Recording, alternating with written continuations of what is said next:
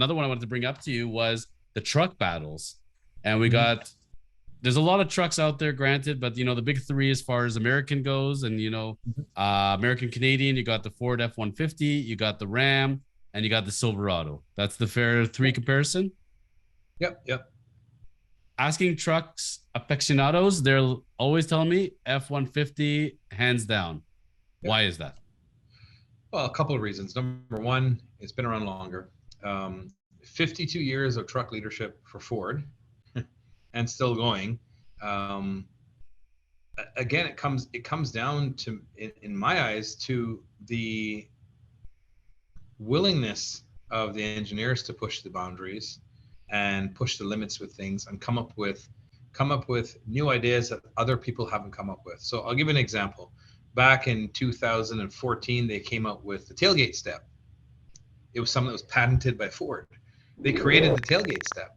And it was something that people always had difficulty. If you were driving a pickup truck before and you got to get in and out of the tailgate, it was like in and out of the box. It was a pain, right?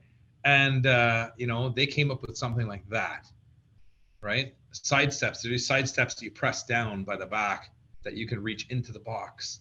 LED lighting in the box. Big screens when you're driving. 360 camera.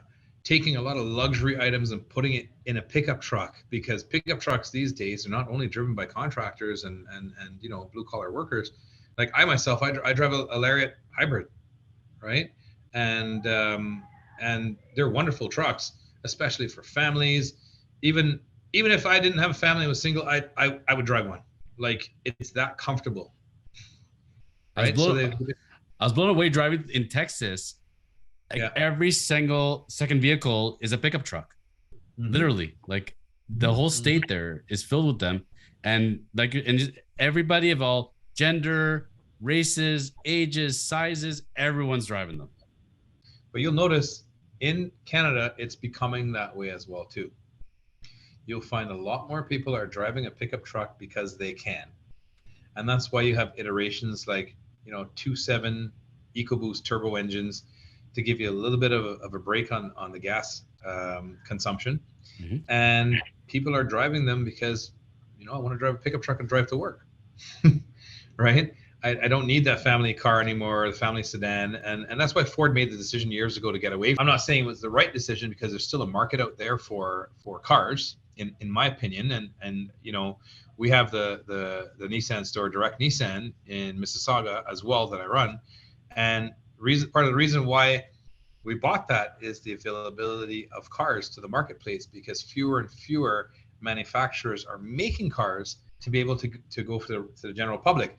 The reality is that Nissan has affordable cars, so you can get into a lease on a Nissan Sentra for like about $350 plus taxes, where when you're starting off in something at Ford, you're looking at $550 plus taxes before you even look at an Escape SE.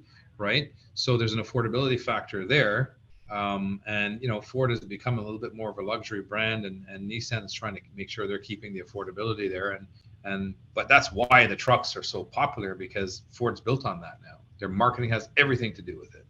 See, I remember. And yes, I've driven all three. Yeah, I've driven all three types of trucks. I would definitely rank the F-150 first, and that's not being biased. That is literally driving several of them to know. And I would put the Chevy second and the Ram third.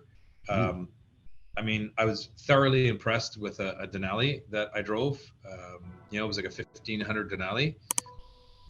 Vehicle drove beautifully. It felt luxurious. So GM has kind of done that a little bit too. I'm not saying that Dodge hasn't, but because of the chip shortage over the last few years and lack of parts availability, Chrysler decided to continue building the Classic.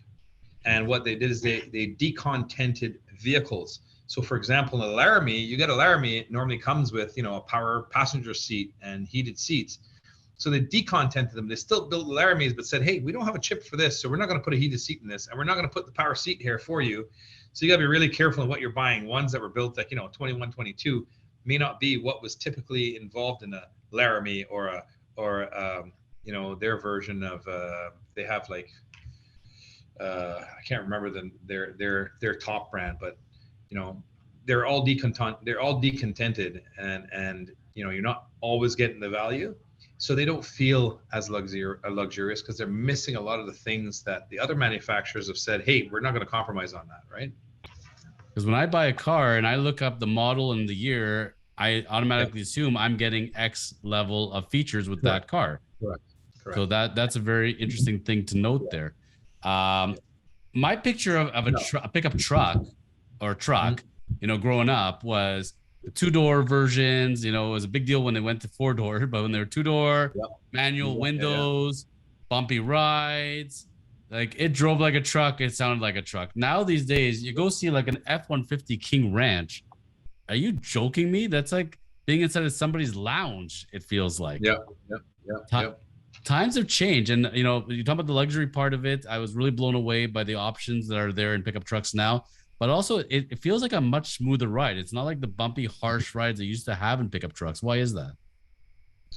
Well, I mean, Ford, for example, has gone to independently sprung as well in the trucks. So last year when I went to Vegas, we really got to test that out. So I got to take an F-150 and I got to take an Expedition on a bit of an off-road course. And I'm telling you, I actually brought the Expedition on 3 wheels. It was one wheel was off the ground, and you could not tell. So that's part of the reason why the suspension's been made better. I know that GM, what they've done with theirs is that they've added air ride suspension to theirs, sometimes too on some of the higher models, so that when you are, going on a long trip where the road's bumpy, that it starts to boost up the suspension with air. The one thing, Ford used to have air suspension back in the day in their Navigators, and they do still exist in a few of their models. But the problem is eventually the compressors and stuff that run it need replacement, and the air lines blow and things like that. It's kind of like, having one of those cars that the guys trick out and it goes up and down and bounces all around, right? It runs off the same kind of setup, right? But that's part of the reason why is the independently sprung suspension has really made the ride that much better. Few other things they've done in there: better quality tires. It's no longer like 15-inch, 16-inch tires that are sitting on pickup trucks anymore. Your minimum on there is probably a 17 at worst, and you can go all the way up to 22s. So I drove a Limited before and I had 22s on it, and the ride was great. Right? The ride was great. So they're really making a good effort. What a lot of manufacturers do these days is that your initial quality is very, very important to them. So they make sure that they put on things that are going to be comfortable for you. So I'll give you an example. Tires. When you buy a brand new car, they're going to put tires on there that feel really good for the ride.